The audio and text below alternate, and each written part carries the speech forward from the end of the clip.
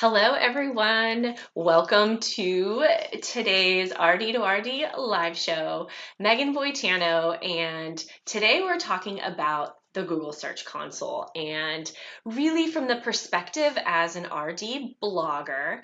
As we know, understanding how our blog is performing, but also how we're ranking for Google, so that our blog posts are getting seen is essential. But it's a little bit intimidating when you log into any of Google's wonderful tools. There's a lot of information, and Chrissy Carroll is joining us today to break down how to navigate the Google Search Console, what you're looking for, what does it mean, and how to use the information that's available to help to grow your blog. So, Chrissy, welcome back to the RD2RD Live Show. And yeah, so why don't for those of you who don't know Chrissy, blogger extraordinaire, tell us a little bit about your background, especially as it pertains to blogging and how you've kind of grown into this expertise here as in the world of blogging.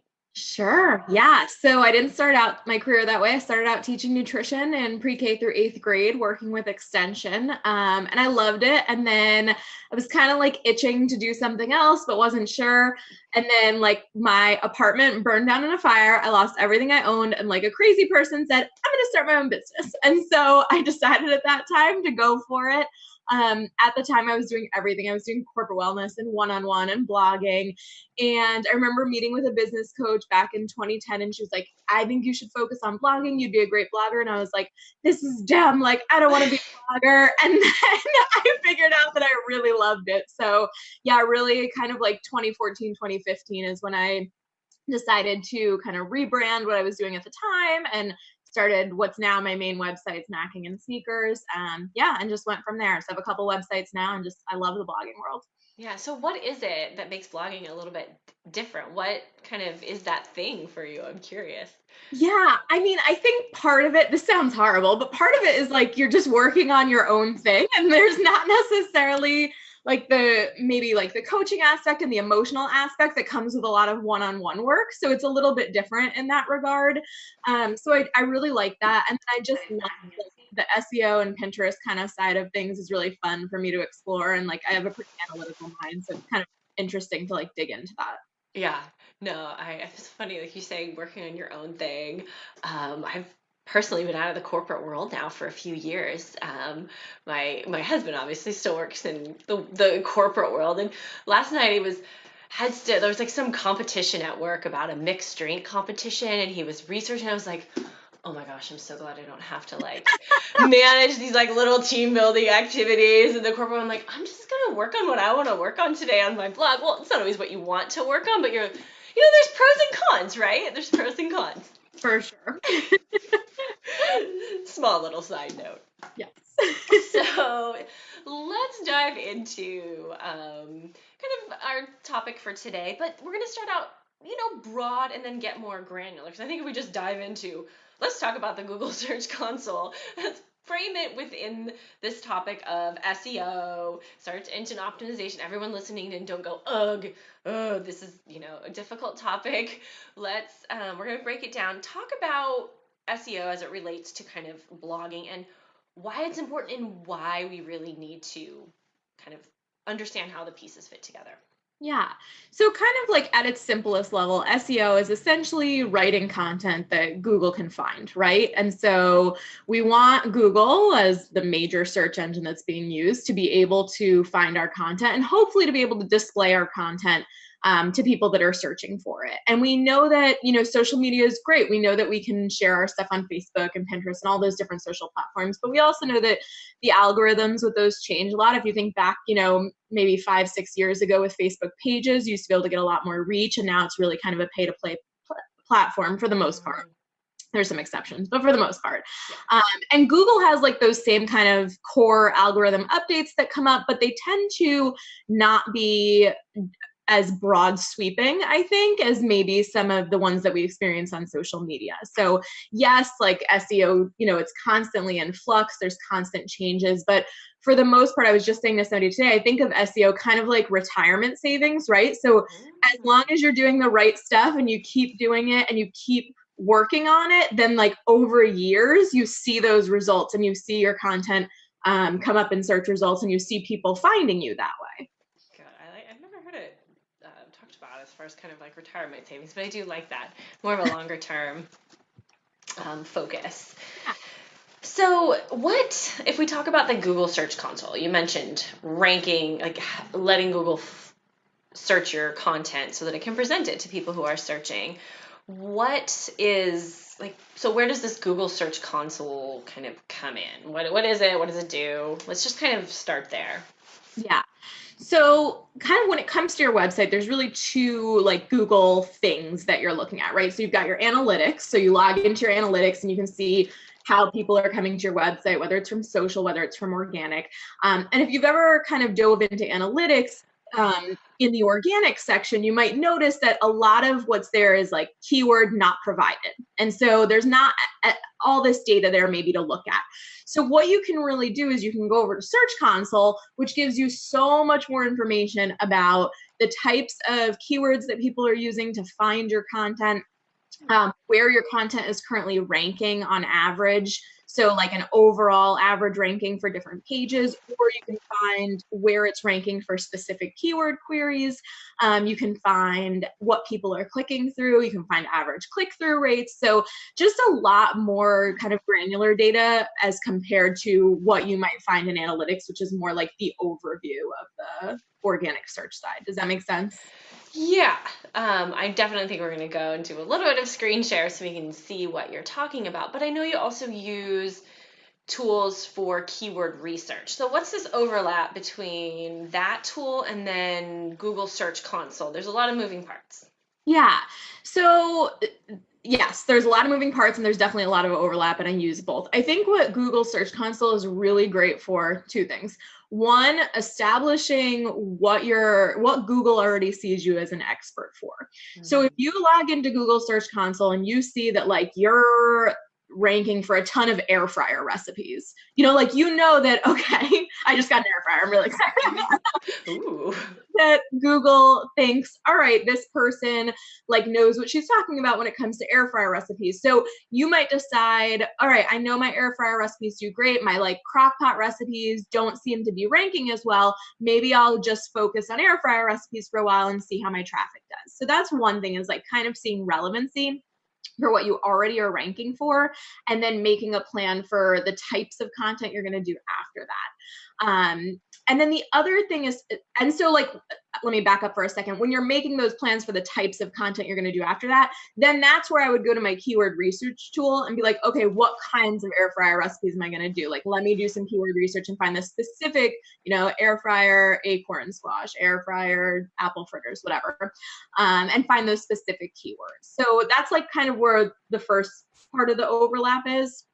The second thing that's really helpful in Search Console is you can look at specific pages that you have on your website and you can see what keywords people are typing in to get to that. And what you may find is that people are typing in keywords that you never included in that original post, and that maybe by doing a little bit of tweaking to your original post, you can drive it up even higher in the search results. So it's kind of like its own like keyword research tool in itself for the post you already have written, if that makes sense. Okay. It's starting to make a little bit of sense there. Because I was like, so why do I need this if I'm using, key search? Like, how am I looking at the same thing, just two different tools? I like that you're pointing out that Google Search Console, almost like a mirror, like looking at how you're currently doing, and then, using your other keyword research tool to decide, okay, now that I know where I am, I can get a little bit more granular about what new content I'm going to create. Exactly. Okay. So maybe, I don't know if we want to kind of, now that we've talked a little bit about that, do you want to share, or do you want to talk more about kind of how you approach what's your process with the Google Yeah. Search Console? Let me screen share, and that way I can kind of point out some of the important things that I might look at, like what my process would be maybe for identifying posts to improve. Yes, So. and for those of you listening in, if you have specific questions, feel free to drop them, and Chrissy and I will. I've got that right here, looking at them. All right, so are we good on my screen share? Yeah, cool. Okay, so when you get to Google Search Console, this is what it would look like. If you haven't yet set it up, you would, type your domain in here. If you already have analytics set up on your website, it's pretty easy to connect the two. You have to have analytics connected on your website to get Google Search Console information? You don't. You can set it up another way, but connect you want to have analytics. Exactly. Yeah. And at least in the past, you didn't. I might be speaking incorrectly about that because I don't, things like this change a lot, but yeah, I would have both set up. So set up analytics first. It's just a small tag that goes in your header. And then you would hook up your Google Search Console here. So once you already have it hooked up, you'll have like all your different kind of properties here. So let's go to this one. So this is my Search Console for Dairy Free for Baby, which is a newer site that I have. So when you get to Search Console here, you're going to see kind of an overall performance view. You'll see coverage. Coverage is basically just like Google telling you which of your pages are ranked. If for some reason you had like a bunch of errors, so let's say you had a bunch of 404 errors, or there was something wrong with the indexing on your site, that's like really where this coverage would come into play. But so let's say that word indexing. I think we want to stop and pause. What does that even mean, indexing? So indexing basically means that like Google can find that content. And so there's certain things on your website that should be no indexed, like for example, tags. If you're in WordPress, that section with tags and everyone's like, pumpkin, oats, like whatever. They just like put a bunch of stuff in there. You don't want to have 9 billion tags indexed on your website. So generally those are set up to be no index. So Google's not pulling those to compete with your like real content. So how would you know if your site's even been indexed or indexed? Yeah, so if you like log in here and this will say 71 valid pages here. So it's going to have all my pages that are indexed. That's, if you have 0 pages that are valid, that's going to be a sign that there's an issue. And okay. Thanks. Google doesn't see anything. Yeah. So that would be like one thing to just keep an eye on, is making sure that your pages are actually indexed. Because 404 pages, Google doesn't like those. They don't, but the exclusion is like it's natural in the course of building a website and like having content for a while that there's going to be 404 pages at some point. Like I just deleted a couple of things off Stacking and Sneakers, and so there's 404 errors for those. The key is you don't want to delete anything that has backlinks to it. So if it did have a backlink, or if I could have improved it, I would have. These particular things didn't. So there's 404s, that's fine. They'll eventually drop off over time. There was no traffic to those pages anyway. So you don't want a ton of 404 errors, but it's also okay if like one comes up. That's not a big deal. Okay. Yeah. Good question. So where most of you will probably spend your time on Search Console is in this performance report. So if you go to the performance report, you'll see this, which basically gives you an indication of the total clicks to your website. This is by default set to the last 3 months. So you can see this is like my, a small website here. I'm not getting a ton of clicks, but that's okay. It's growing. You'll see the total clicks, impressions, average click through. You want to automatically click on both of these when you get to this page, because then it's going to give you all the data down here below. Sally, we're getting to your question here. Yeah, it's going to give you the average click-through, average position in this graph. Now, the graph looks cool. You can kind of, get an idea of trends over time. But down here, what you want to do is you're going to look at your top pages. So you can click here. You can see the top queries for people finding your website, top pages. So a query is like a search string. Yep, a query is a search string. Pages are just going to be the, the things, the actual. Because multiple queries could lead them all to the same page. Exactly. Yeah, and I'll show you kind of what that looks like. Okay. Kind of in the overview here, you would look at pages. What I like to do is sort by impressions. So that's going to show how many people actually saw this come up in a search result versus how many people, like you can sort through clicks as well, but I generally sort through impressions. And then I'm just going to kind of take a look at this data on the side here. So I'm going to look at what the click-through ratio is, and I want to try to compare that to like the average click-through ratio here. So if something's like considerably lower than average, that might be a sign that, hey, maybe I want to go in and see what's going on. Do I need to change the title, the meta description? Do I need to make it more clicky to encourage people to click through to it? So that would be one thing to look at, is that click-through ratio along here. And I'm also going to look at the average position that it's sitting in. So if I have something that's sitting at number 1 or 2 on Google, I'm not going to touch it. I'm going to leave it alone because it's already doing well and I don't want to mess with a good thing.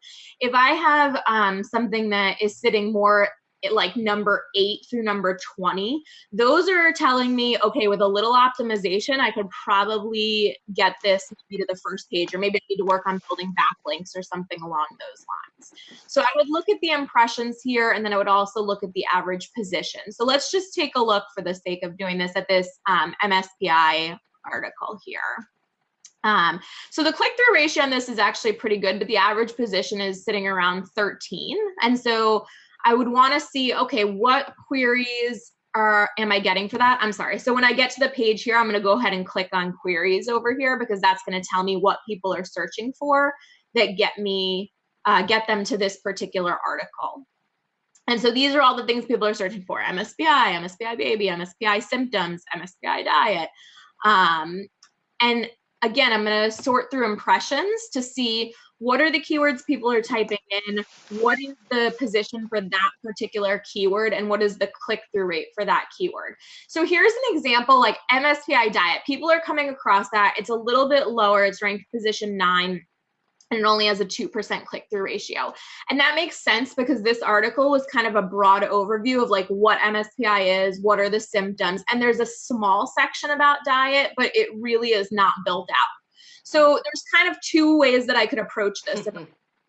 I could either write a full, like, in-depth article about MSPI diet and have that try to specifically rank for that keyword, or I could build it into the initial article and maybe change the title a little bit so it's like overview of MSPI and like MSPI diet or whatever. That's probably a really bad title, but you get what I'm saying, in that you would update it according to that. A similar thing here, like MSPI poop. This is a weird one, but so there's only 3 of 226 people clicking through for that. And that's something that's not mentioned at all in my article. But like, people want to know, like, what does a normal baby poop look like? And like, if my baby has MSPI, what would the poop look like? So that might be something that, again, I would go into that article because I know I don't have that in there. And I would maybe add a section that describes like what normal baby poop looks like and what to be on the lookout for if you think your baby might have MSPI. Does that make sense? It does. So I want to go over here to some of these questions that have popped up. What's considered like a good click-through rate? Ooh, that's a good question. And I don't know if I have an answer for it, because I would imagine it might depend on the niche and how many other results are there. But yeah, I mean, I think probably like 4 to 5% would be good. I don't know if I'm right though. Yeah. I would look at your own results and then base it from there. So like, if your average click-through rate is only 1%, then like try to aim for 2. If yours is 4, then try to aim for 5. Like, just try to be building it to be more than it is. Right. And looping back here, using Google Search Console when you use WordPress, it doesn't really matter where your website lives, whether it's Squarespace or Wix, or it's not a WordPress tool, but maybe talking about the specific question of, if you're using WordPress, how do you use the Google Search Console? making Yeah, sure that's so clear. Search Console, I mean, some platforms, like I know, Megan, before we hopped on live, we were talking about how Squarespace kind of has it built in there. But for the most part, you're going to be logging into Search Console here outside of your website platform. So you're on Search Console itself. The data is going to be the same data, whether you're on WordPress, Wix, Squarespace, whatever. So it's the same accumulation of data. I will say, from an SEO perspective, generally, you're going to have a better time ranking for keywords, particularly recipe keywords where you require schema when you're using WordPress, because you can use that schema. Things like Wix, where you can't, at least at last glance, can't necessarily add the recipe markup, so like a recipe card in your recipe post, you're going to have a much harder time ranking. It's a really good point about recipe content versus maybe. And actually, I can show you an example here. So like if you are using one of those other things, so if you go in Search Console and click on recipes, it's going to give you the information about your recipes itself. So you can see, like, I have 25 recipes that Google considers valid, but they have warnings for missing things. And so these are things I might want to improve. Google considers a fully completed recipe card when you have a video in there. Let's be real, I'm not going to do hands and pans videos for every single thing. It does not mean you can't rank with it. So like I have a dairy-free donut recipe that ranks very well.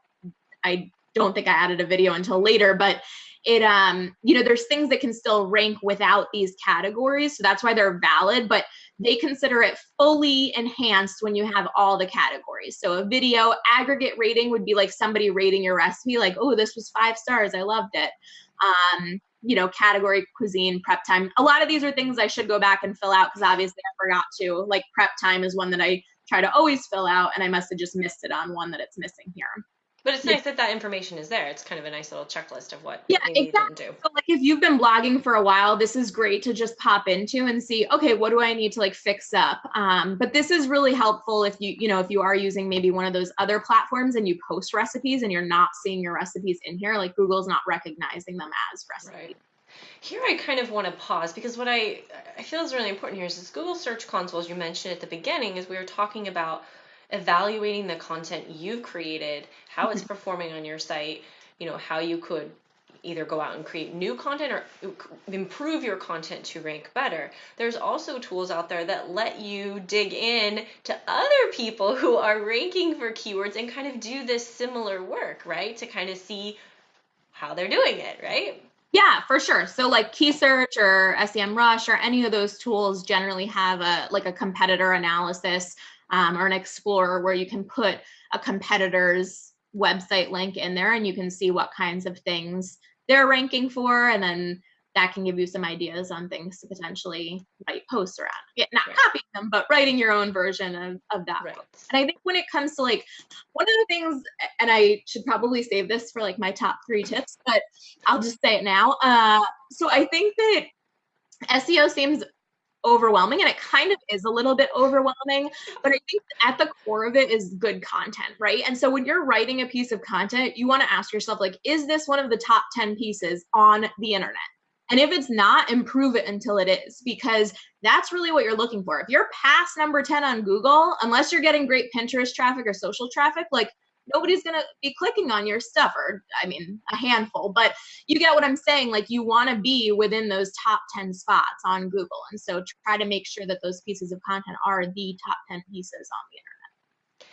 So there's always that blogging and I'll get back onto my question list here, that whole idea of creating quality content over, volume of content, that posting every month something that is top 10 content, or you believe in your heart is top 10 content, versus putting out something that's just something every week. What is your take there?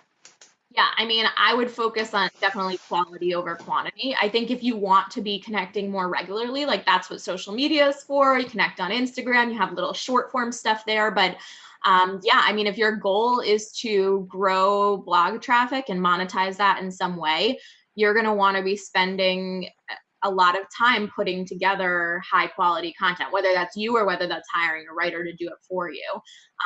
But you want to have really comprehensive high quality content. And that's one side of it, right? Then the other side is kind of the promotion of it and building backlinks, whether that's doing interviews through Harrow or other sources.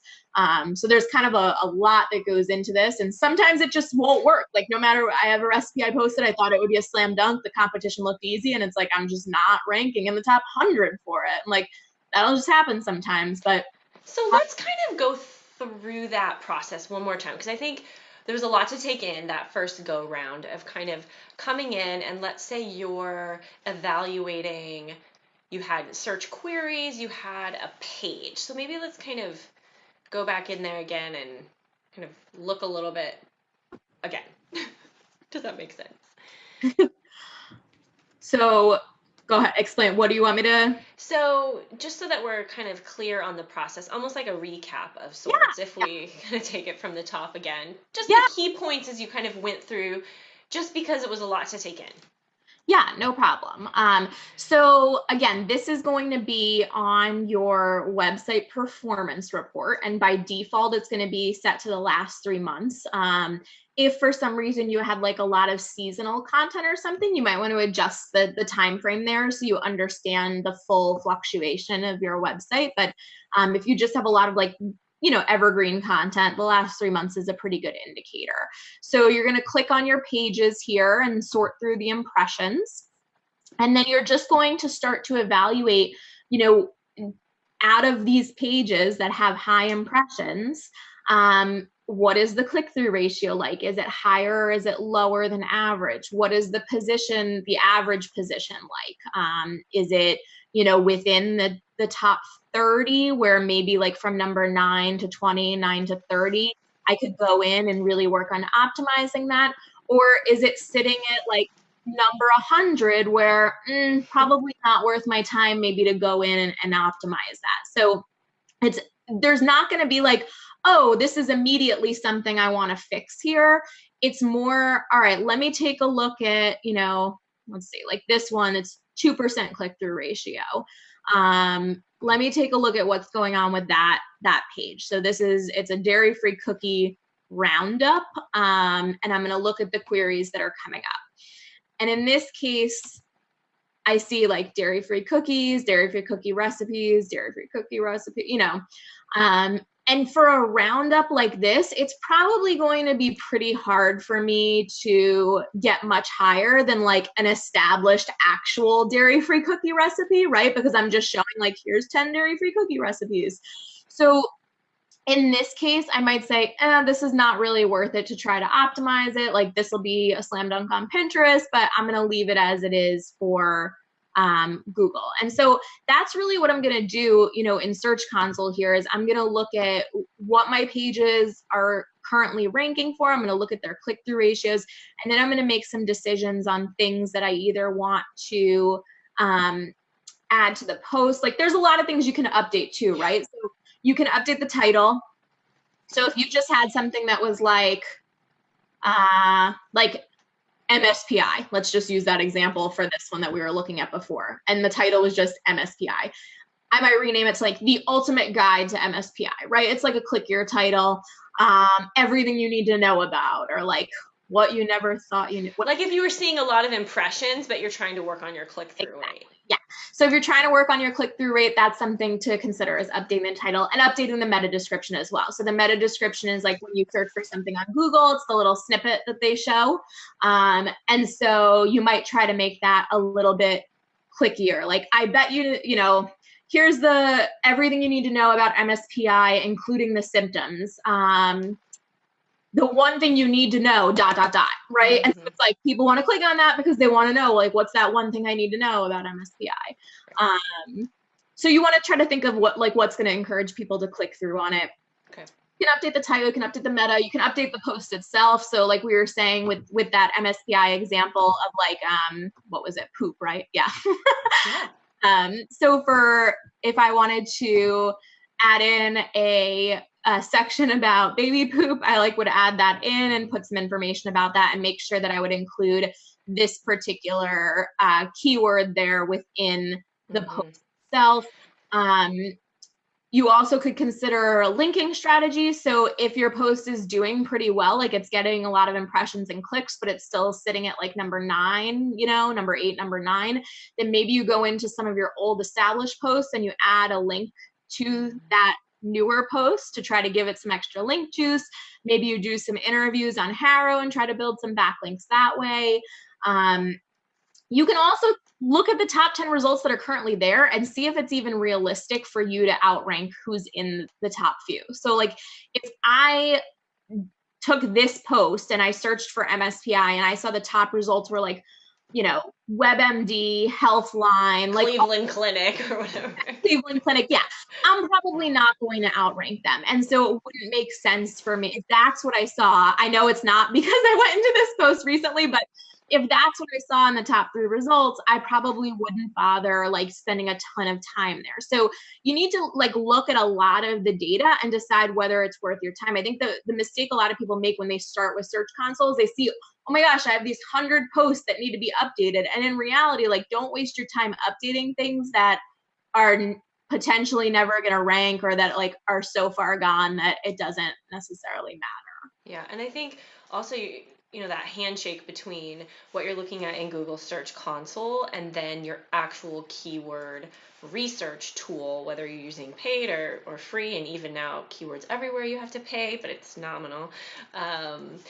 That those two working together. It's really outside of the scope of this interview today to talk in detail about keyword research tools, but I think it's really important to see these are 2 different things and how you would use them in tandem when you want to go out and like focus on keyword research, learning more about that. Because I think figuring out where things go in your workflow as a blogger, yeah. Where am I going for what information and what am I even looking at? What's it telling me? Yeah.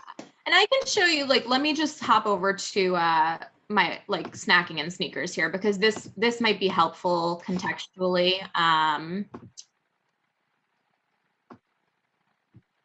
Let's see.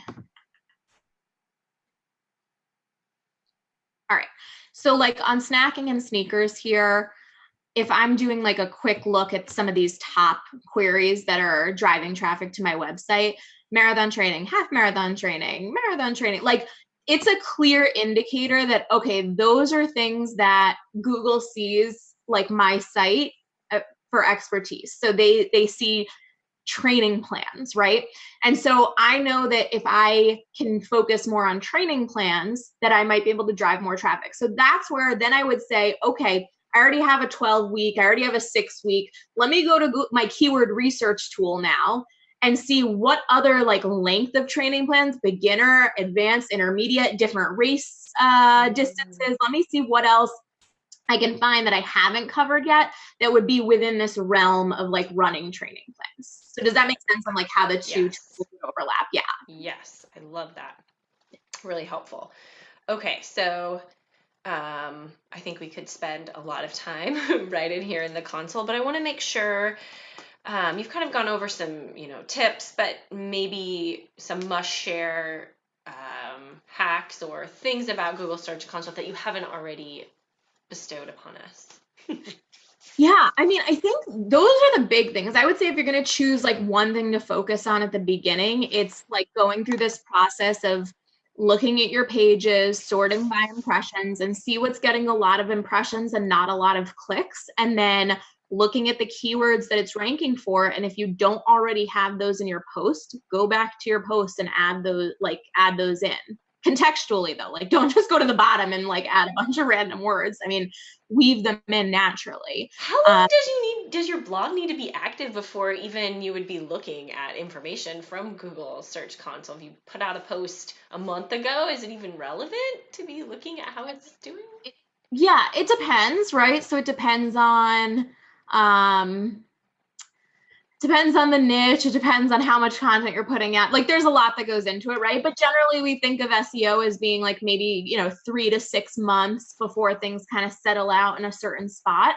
It's going to be different if you're a well-established site and a well-established niche. But I would say like if you are starting a new site and you are maybe reviving a site and it's in a particular niche, like work on putting out content regularly, like at least once a week maybe would be a good goal. And yeah, I would say maybe like 2-3 months into that, start to see like what you're ranking for, where you are. There's certain things that are starting to move up a little bit. And that's like where, again, kind of the other tool that I use with key search, I can see rank tracking data within key search as well. And so sometimes that's like a little bit easier for a quick glance without having to dive into like all of this so specifically. So that would be another example where like there's some overlap between them. But yeah, I mean, I would say like within 2 to 3 months, you're probably going to be getting some relevant data from here that would be worthwhile to look at. Okay. Yeah, there's 2 other things I'll just point out here. One would be like the discover. So I don't know if you've ever opened up your phone, like just to Chrome on your phone, and it has random like news or yeah. So there's like random news articles, and mine are always like things that are super well targeted towards me. It's amazing how well Google knows me. But if you ever had one of your pieces of content that happened to be pulled for Discover, and there's no rhyme or reason to how this is done, at least not that I know of right now, they just like randomly decide what to show. This is where you would find data for those. So like they must have displayed these Apple peanut butter energy bites at some point in people's Discover feed. So that's cool because I get like random clicks and it didn't have to necessarily rank for anything. So that's where you would find the info for Discover.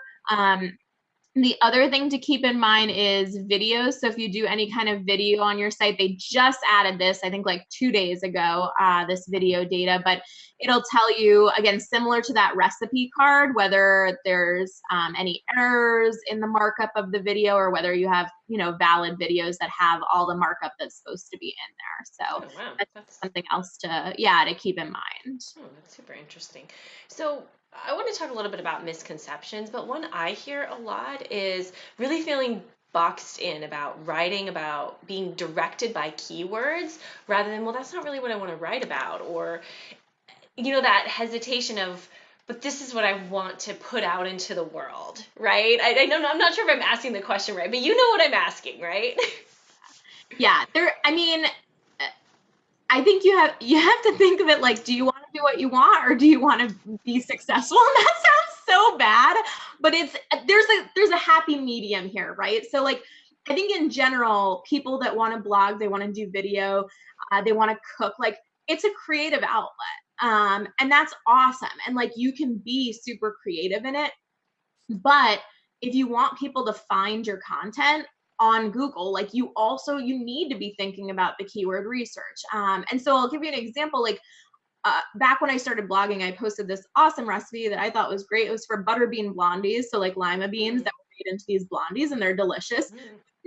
No one searches for it. Nobody cares about that recipe. So the recipe's great, but nobody ever finds it. And so that's the thing, is like, there's always the chance maybe butterbeans will like take off and be trending, and then all of a sudden I'll jump up. But yeah, I mean, I think you need to decide what's the purpose of your blog. Is it just a creative outlet to have fun and then post about whatever you want? Who cares? But is it a way that you want to grow traffic and monetize it via ads or via affiliate or sponsored content? And if it is, then you need to be thinking strategically about what you're going to post. It doesn't mean that your posts have to be super robotic and unpersonal and whatnot. I think, when you start thinking about how to do a recipe, for example, like my first stop is going to be doing keyword research, thinking about relevancy, and doing keyword research for that. And then deciding, okay, like now I have maybe 20 ideas from my keyword research. What do I feel like making from those 20 ideas today? So there's still, there can be some flexibility that comes along with it, but I think that, thinking strategically is going to help you grow faster. And it doesn't mean that you can't share the other stuff on social, or if you have a recipe you love and that you want to post and that you think might do really well on Pinterest, then that's great. Like share it on Pinterest or share it on Facebook or whatever. That's completely fine. Not everything has to be an SEO slam dunk, but most of them should be focused on that if you want to grow traffic. Got it. I think that's really good point. So, what any other misconceptions that you often hear about kind of Google Search Console in general, or about SEO, that you just kind of feel like, let's kind of set the record straight here? Yeah, I mean, I think that like there was an article floating around a couple months ago that was like, SEO's dead, Google's making all these changes. And there's always fluctuations, right? Especially, I think one of the toughest areas right now as far as SEO is if you are in the alternative health space, they're definitely like cracking down on that, and the chances of you ranking for maybe some of the alternative stuff is definitely a lot tougher than it used to be. So yeah, if you're in that space, maybe it's worth diversifying into email marketing and some of the other areas there. But I think in general, for most of us that are doing more like recipes or kind of standard nutrition stuff that's not on the fringe, that we still have a great chance of ranking our content for that. So I would just say that SEO still does matter and to focus on it. Can you address, I was doing a lot of, there's the whole mobile first indexing, or the way Google's so much of our content, I mean, every month, more of my traffic is always from mobile than from desktop. What do we need to be aware of? How is that impacting? How do we know if our site is getting dinged, or what, I don't know what the correct terminology is? Yeah, so I think, one, make sure that you're using a mobile responsive theme. If you have chosen a website theme in the last few years, it should almost 100% be mobile responsive. They almost all are now. But if you have an older website and maybe you haven't updated it in a while, it would definitely be something to consider, making sure that you look at your website, make sure that everything comes up. I just went on my site a couple of days ago and like the navigation had disappeared. And so where did that go? Yeah. So that was something that was a big deal. I reached out to my tech guy. We got it fixed right away. But those are the kinds of things. Make sure you pop into your website every once in a while from your phone and that it looks normal and everything's displaying. The other thing would be to run your site through Google Page Speed Analytics and make sure that your site loads quickly on mobile. That's one of the biggest factors for indexing, is that the site loads quickly. So that's things like making sure that, your images are compressed on your website. If you have, especially recipes, lots of images, right, they can load a little bit slower. So there's a lot of things that go into it, make sure that you have good hosting and all that stuff. But running it through that would be the first step. If you don't want to deal with any of the tech stuff, hire somebody to fix all that stuff up. I don't like that stuff, so I hire somebody. But I was actually saying, I was like, that sounds awful. I can't, how else could I have to do such a thing? So I think that kind of so this is a lot, right? We were trying to get really granular today and talk about the Google Search Console, because I always say, how do you eat an elephant, right? One bite at a time. And sometimes just getting little things clear and building a workflow around it. Okay, every week I'm going to sit down, or before I write my next post, or I'm going to update a post, but before I do that, I'm going to go in, like getting it into your workflow and your process. But kind of your recommendations from a workflow perspective, like best practices of how this looks in the real world. Yeah. So I think the answer depends on how much content you already have out there, and how, like, if you're brand new, you can do like all the right things from the beginning, and then you don't have to necessarily go back and maybe edit as much afterwards. Let's say you're like most people and you started blogging, and then like a year or two later, you're like, yeah, I think I want to actually do this right. And now you have all these posts that were done wrong. Am I the only one who did that? I feel like that's yeah. No, I have about 400 posts that are horrible. So okay.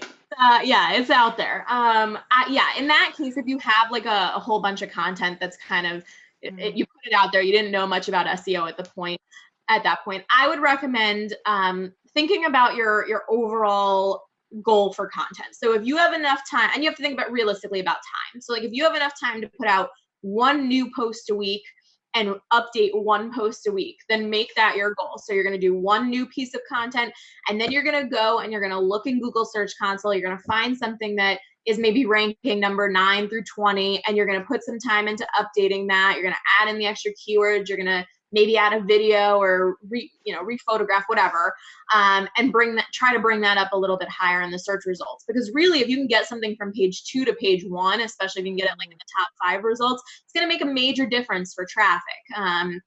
And so if you already have this whole arsenal of content there, think about what you can be updating and what you can be revising that can hopefully drive more traffic without you having to fully redo an entire extra post. Does that make sense? Yes. Got it. Oh my gosh, Chrissy, every time I am I'm talking to, I always just, want to go away on a weekend retreat and just pick your brain nonstop. You're just so brilliant when it comes to blogging. And you do such a good job of like explaining things. Because some people, they start talking, you're like, whoa, I don't know I don't know what you're talking about. So this is really great. So I want to know, how can people learn more? You have so many great tools for bloggers who want to do better and connect with you, and what, if people want to find out more about some of the services you have too. Yeah. So if you are interested in blogging related stuff, definitely join. I have a Facebook group. It's called Build Your Blog Today. And so I try to share a lot of helpful stuff in there, kind of my experiences with things, helpful articles and whatnot. And I'm always open to answering questions in there. You can also check out buildawellnessblog.com, which is one of my sites. And then there's lots of blogging and social media tips on there.